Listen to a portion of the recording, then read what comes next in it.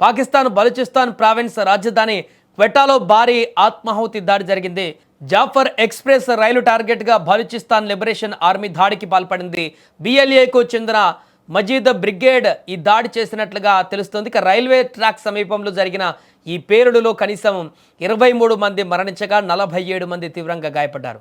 ఈ పేలుడుతో రైలు బోగి పూర్తిగా ధ్వంసమైంది. పట్టాల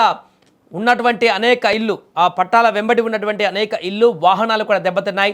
చమన్ గేట్ సమీపంలో ఆదివారం ఉదయం ఈ దాడి జరిగింది. క్వెటా కంటోన్మెంట్ నుంచి సైనిక సిబ్బందిని తీసుకువెళుతున్న సమయంలో ఈ దాడి జరిగింది. మరణించిన వారిలో పాక్ ఆర్మీకి చెందిన వారి ఎక్కువగా ఉన్నట్లు సమాచారం. సంఘటన జరిగినటువంటి వెంటనే రెస్క్యూ బృందాలు అధికారులు చేరుకొని సహాయక చర్యలు ప్రారంభించారు. గాయపడిన వారిలో చాలామంది పరిస్థితి విషమంగా ఉంది. ఈ ఆత్మాహుతి దాడికి తామే బాధ్యులమని బలూచ్ లిబరేషన్ ఆర్మీ ప్రతినిధి జియాండ్ బలూచ్ మీడియాకు ఒక ప్రకటన కూడా విడుదల చేశారు.